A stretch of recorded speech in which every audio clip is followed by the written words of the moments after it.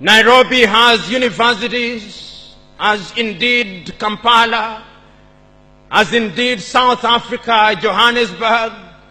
We have all these universities. We have engineers. But our roads are not being made by Tanzanian civil engineers. It is the Chinese who are present in this assembly who are making our roads.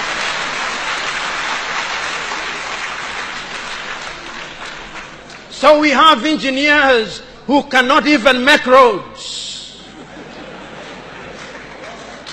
We have doctors whom we have trained. But when we are sick, particularly if we are of the political class, depending on who colonized you, if you are colonized by the United Kingdom, you rush to London. If you are colonized by the French, you rush to Paris. If you are colonized by the Portuguese, you rush to Lisbon. And if you are colonized by the Spaniards, you rush to Madrid, Spain. And recently, because the Asians are beginning to get their act together, we run to India. And very lately, because the Arabs are also beginning to get their act together, we run to Dubai. Notwithstanding that we have the Kenyatta hospitals of this country, the Muhimbilis of Tanzania, the Chris Hani Baragwanaths of South Africa, and the Mama Yemos of Kinshasa in Zaire or the Democratic Republic of Congo, but we have no faith in our doctors. In the area of education, we also don't have faith. Our political class introduced something that they call free education, but it's free indeed, free of knowledge.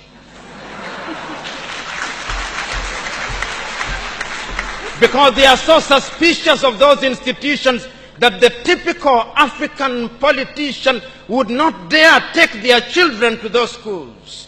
Their children will be educated in the British system, in the American system, so that when they graduate, they go to the United Kingdom, to the United States. Not that there is anything wrong with those institutions, but the agenda is wrong because our leaders long lost the script and ought to be described for who they are, our misleaders. But we are co-authors of our own misfortune. Whenever we are given an opportunity to elect our leaders, we are given a blank check.